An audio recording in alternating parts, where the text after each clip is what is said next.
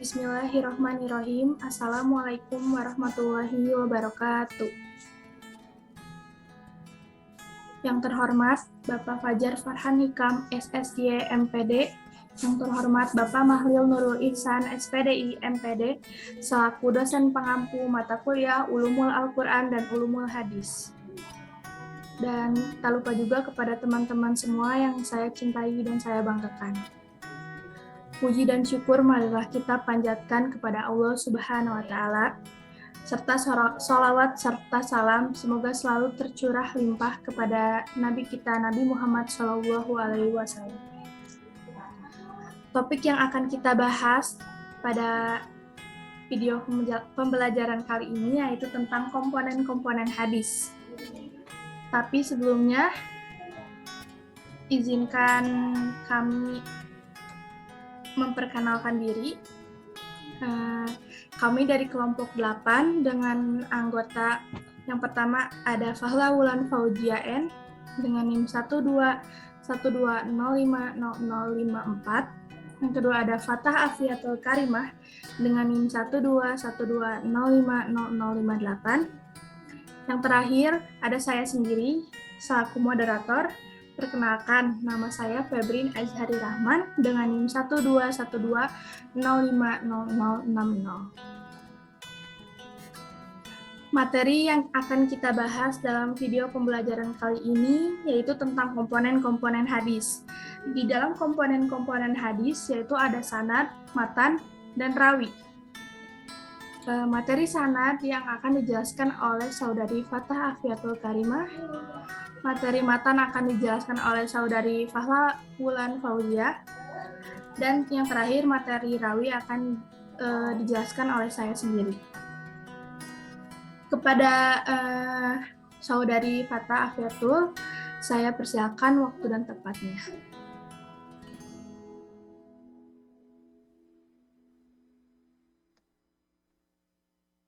Bismillahirrahmanirrahim. Perkenalkan, nama saya Fatah Afiatul Karimah dengan NIM 12120500058. Di sini saya akan menjelaskan sedikit tentang sanad. Yang pertama, pengertian sanad. Sanad menurut bahasa adalah al-mu'tamad, yang berarti sandaran tempat atau bersandar. Menurut istilah, sanad berarti silsilah periwayatan hadis yang menghubungkan kepada matan hadis dari periwayat terakhir sampai kepada Nabi Muhammad SAW. Ibnu Al-Mubarak menilai sanad sebagai bagian dari agama. Tanpa sanad, tiap orang akan berkata-kata semaunya dan kemudian mengklaim bahwa perkataan itu adalah hadis. Istilah-istilah yang terkait dengan sanad.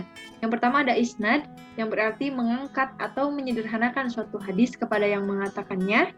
Kemudian yang kedua ada musnid, yang berarti orang yang meriwayatkan suatu hadis yang disertai dengan menyebutkan sanad hadisnya. Dan yang ketiga ada musnad, yaitu sesuatu yang dinisbatkan atau disandarkan. Kedudukan sanad pada hadis.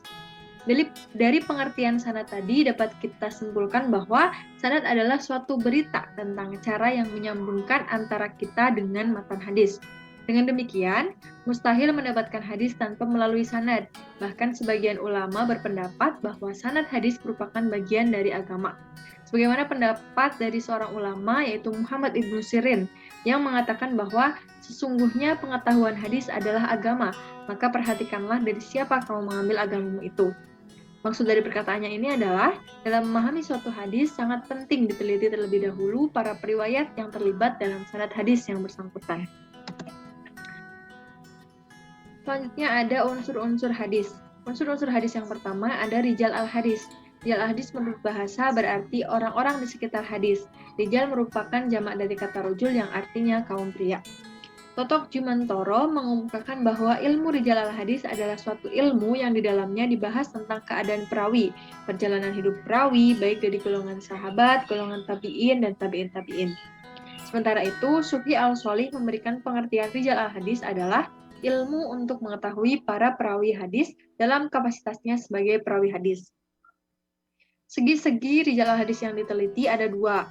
Yang pertama, kitab Tarikh al-Ruwat, yang berisi tentang sejarah perawi hadis, membicarakan tentang keadaan periwayatnya, tentang kelahirannya, kewafatannya, guru-gurunya, negerinya, dan lain sebagainya, yang berhubungan dengan segala urusan hadis.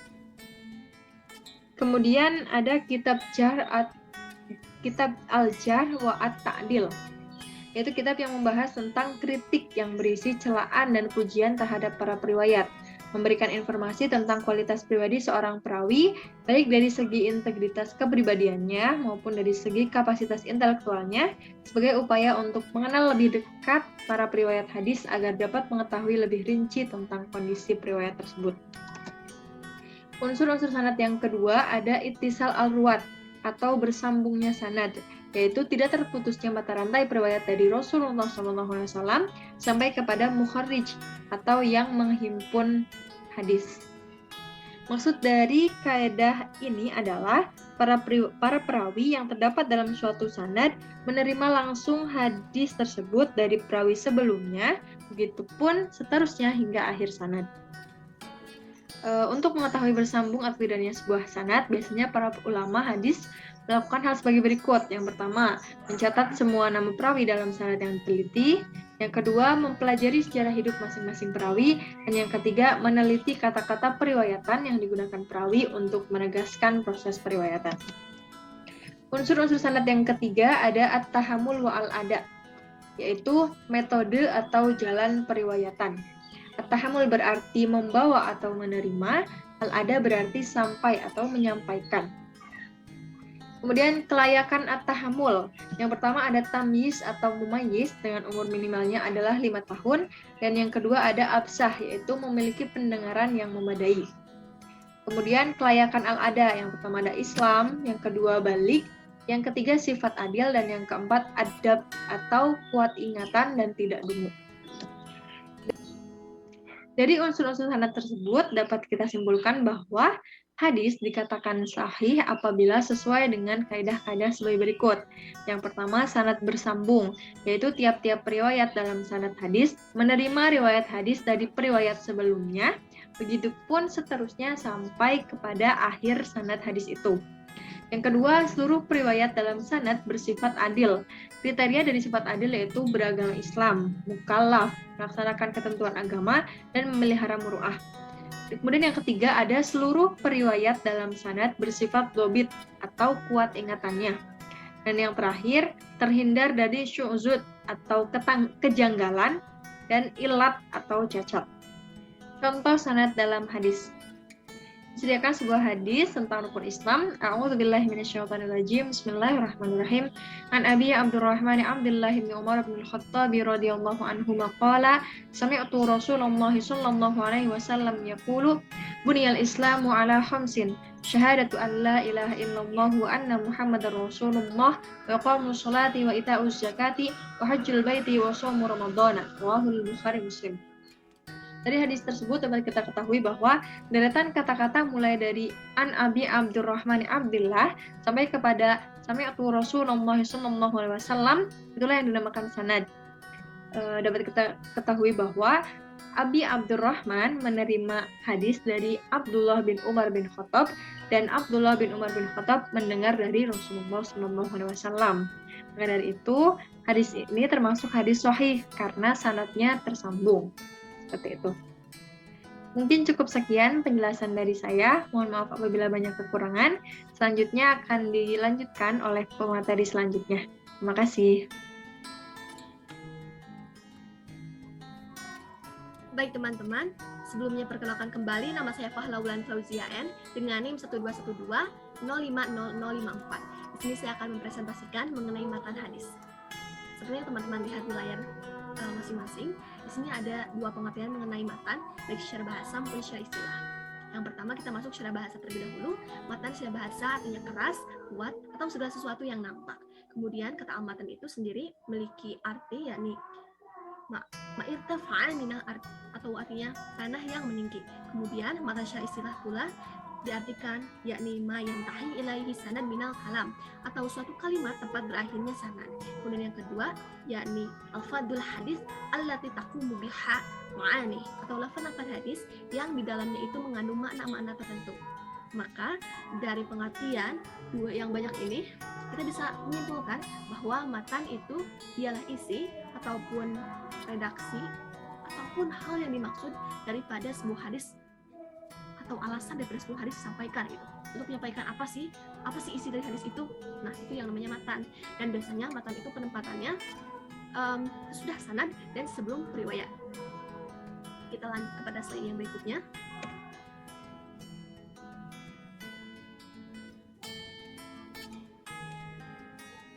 Nah, di sini ada contoh matan dalam sebuah hadis. Sebenarnya di sini ada contohnya lengkap ya, daripada langsung sanad, matan, juga perawi.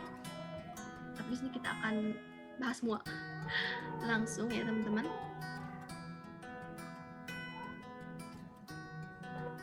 Oke. Nah, qala muallif al-Bukhari. Nah, ini itu adalah penulisnya al-Bukhari berkata, spill dikit ya, ini itu maksudnya perawi. Nanti akan dijelaskan oleh materi yang setelah saya. Langsung kita yang kedua, baris kedua adalah hadatsana Muhammad ibnu Bashar qala. Muhammad ibnu Bashar meriwayatkan kepada kami.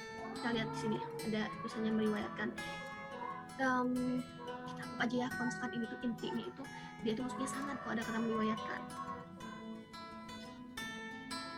Kemudian hadatsana Yahya ibnu Sa'id qala. Yahya ibnu Sa'id meriwayatkan kepada kami dan beliau mengatakan bahwa hadatsana Syu'bah qala. Syu'bah meriwayatkan kepada kami dan beliau mengatakan bahwa hadatsani Abu Al-Tayyah meriwayatkan kepadaku dan beliau mengatakan bahwa Anas, daripada Anas beliau menyampaikan bahwa An-Nabi sallallahu alaihi wasallam qala, daripada Nabi sallallahu alaihi wasallam baginda bersabda. Nah, sampai yang ini daripada baris yang kedua sampai baris ketiga terakhir ini disebutnya dengan sanad. Kenapa saya menjelaskan kembali supaya teman-teman lebih paham lagi ya. Tadi juga sudah dibahas oleh teman atau rekan saya pada pematerian yang pertama. Tapi sekarang saya bahas lagi sedikit seperti ini. Nah, ini adalah sanad.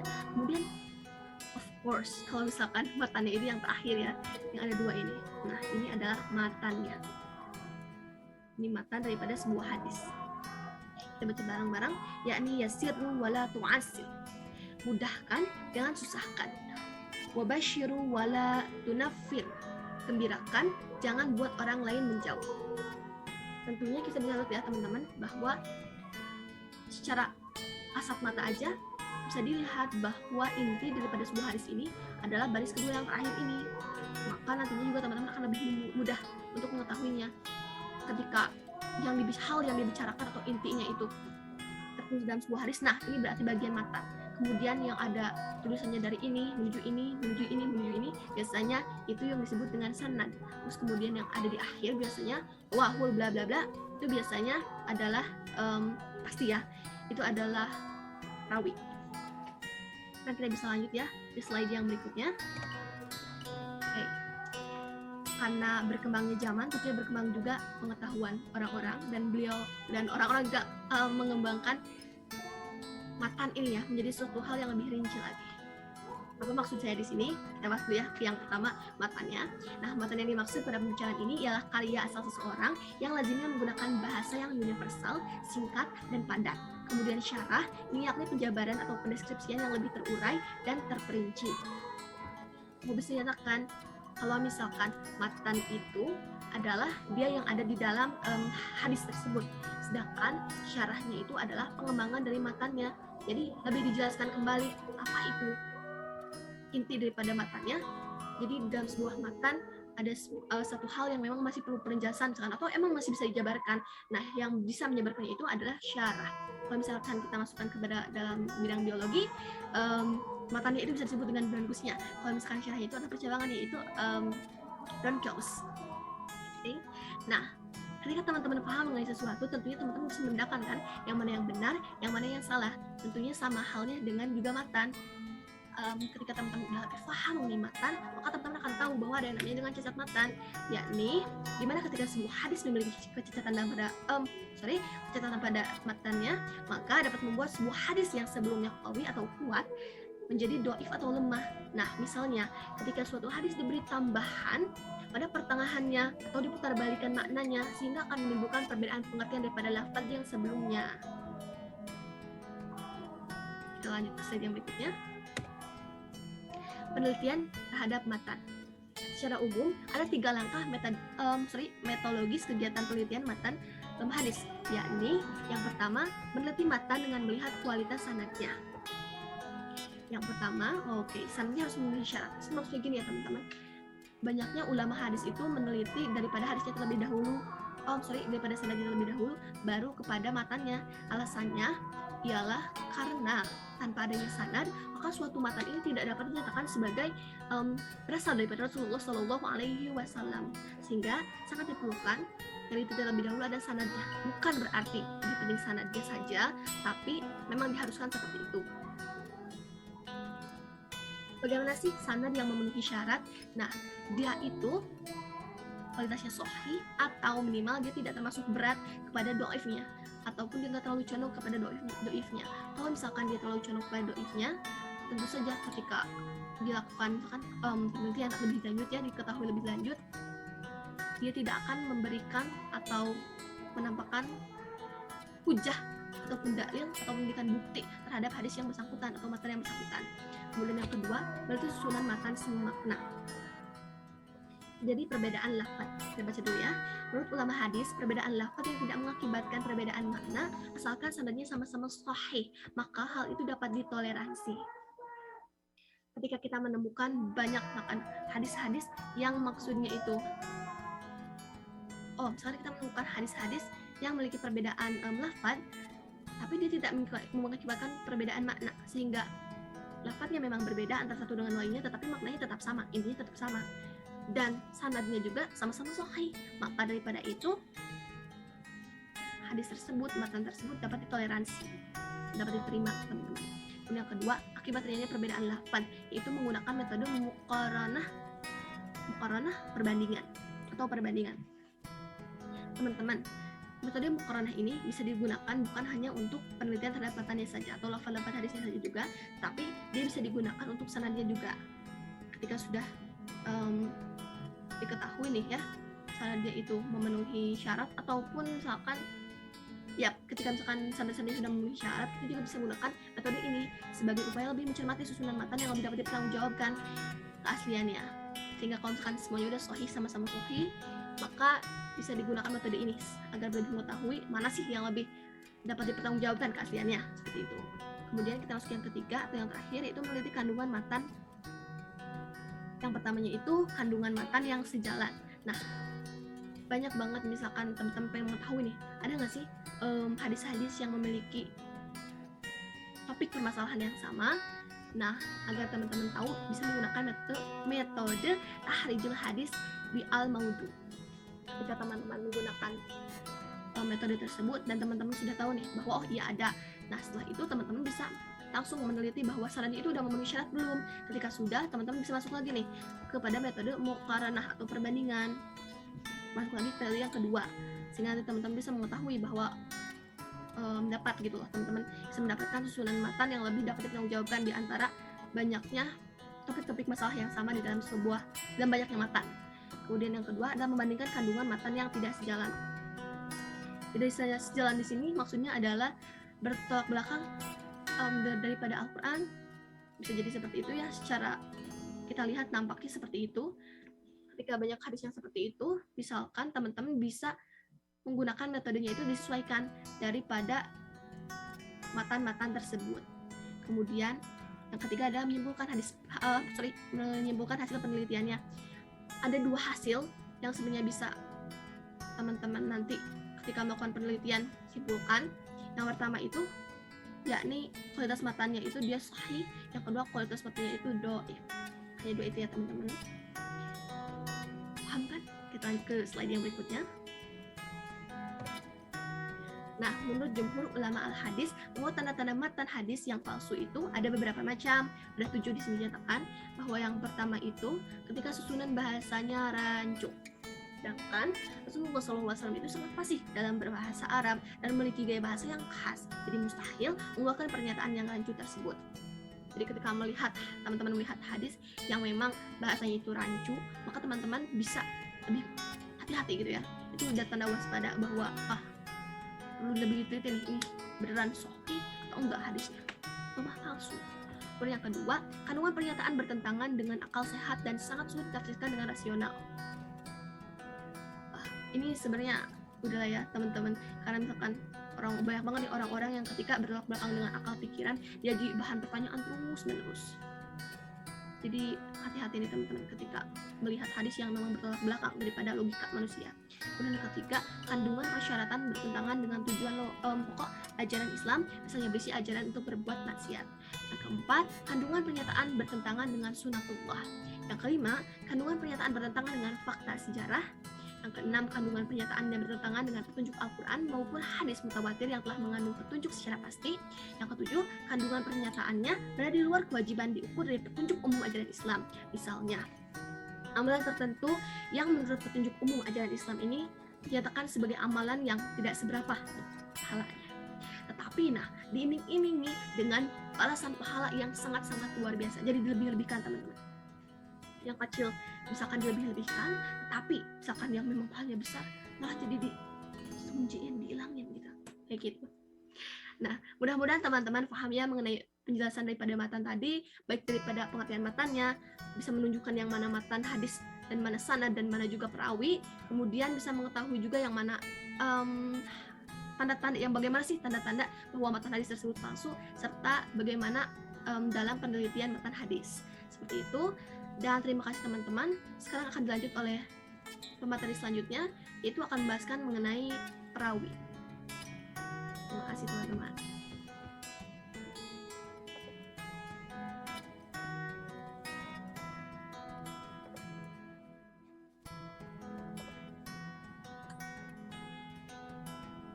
Selanjutnya saya akan menjelaskan tentang rawi.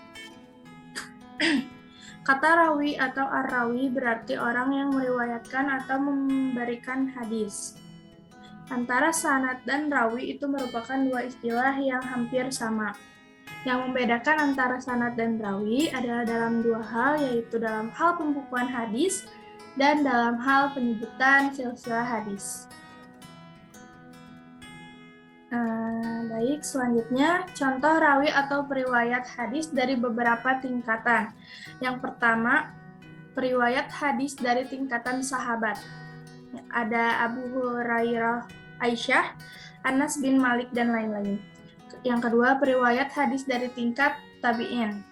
Ada Umayyah bin Abdullah bin Khalid, Sa'id bin Musayyab, dan lain-lain.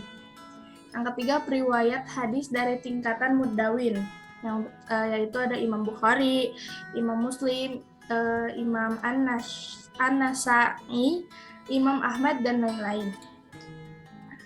Selanjutnya, syarat menjadi rawi: Islam, balik, sifat adil, dob, teliti, cerdas, dan kuat hafalannya. Selanjutnya, contoh rawi, riwayat Bukhari, membaca Al-Quran setelah sholat, artinya telah mengkabarkan kepada kami Abdullah bin Yusuf, dia berkata telah mengabarkan kepada kami Malik dari Ibnu Syihab dari Muhammad bin Jubair bin Mut'im dari bapaknya berkata, aku mendengar Rasulullah SAW membaca surat Tur ketika sholat maghrib. Hadis riwayat Bukhari. Selanjutnya cukup sekian yang materi tentang rawi. Selanjutnya saya akan menjelaskan manfaat dan kegunaan komponen hadis. Dalam mempelajari komponen-komponen hadis, ada beberapa manfaat utama yang dapat dipahami dan dicermati. Antara lain, memberikan gambaran tentang cara untuk menjaga as-sunnah dan menghindari kesalahan dalam periwayatan. Yang kedua, memberikan pengetahuan baru tentang cara mengetahui kualitas sebuah hadis, apakah hadis tersebut diterima atau ditolak, baik dari sudut sanad maupun matannya. Lalu, meski demikian, ada pula manfaat lainnya secara spesifik ketika mempelajari komponen-komponen hadis seperti yang pertama, untuk mengetahui pertumbuhan dan perkembangan hadis maupun ilmu hadis dari masa ke masa sejak masa Rasulullah SAW sampai sekarang. Yang kedua, dapat mengetahui para tokoh-tokoh serta usaha yang telah mereka lakukan dalam mengumpulkan, memelihara, dan meriwayatkan hadis. Lalu dapat mengetahui kaidah-kaidah yang dipergunakan oleh para ulama dalam mengklasifikasi hadis. Yang terakhir, dapat mengetahui istilah-istilah, nilai-nilai, dan kriteria-kriteria hadis sebagai pedoman beristinbat. Lalu kesimpulan, berdasarkan uraian di atas yang sudah dijelaskan oleh saya dan teman-teman saya, pentingnya kita mengetahui dan memahami 3 unsur pokok dalam hadis, yakni sanad, matan, dan rawi. Ketiganya memiliki hubungan yang khusus. Maksudnya saling mengisi dalam kekosongan. Karena itu nanti bisa dibuat patokan untuk mendeteksi apakah hadis ini hasan, sahih, dhaif, lalu dan beberapa istilah seperti halnya dikatakan Ibnu Ismail As-San'ani, ada 7 kelompok pembagian sesuai jumlah para perawi dalam meriwayatkan sebuah hadis, diantaranya akhrajahu as-sab'ah, as-sitah al-khamsah, muttafaq alaihi, dan banyak lagi. Cara struktur, hadis terdiri dari 3 komponen, yaitu sanad atau isnad, rantai penutur. Yang kedua, matan, redaksi hadis. Dan yang ketiga, rawi, orang yang meriwayatkan hadis. Sekian yang bisa saya dan teman-teman kelompok 8 sampaikan. Mohon maaf bila ada perkataan yang salah. Mohon maaf atas segala kekurangannya juga. Terima kasih. Wassalamualaikum warahmatullahi wabarakatuh.